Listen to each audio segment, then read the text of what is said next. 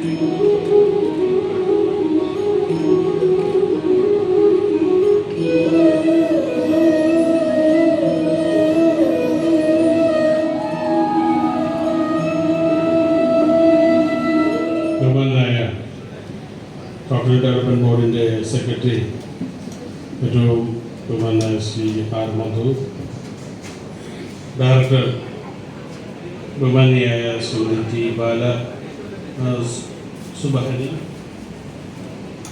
അതുപോലെ നാളികേര കർഷകർ ഇന്ന് നേരിടുന്ന പ്രയാസങ്ങളും പ്രതിസന്ധികളും ചർച്ച ചെയ്ത് അതിനൊരു പരിഹാരം ഉണ്ടാക്കാൻ കഴിയുന്ന ഒരു വേദിയായി ഇത് മാറട്ടെ എന്ന് ഞാൻ ആദ്യമായി ആത്മാർത്ഥമായി ആശംസിക്കുന്നു.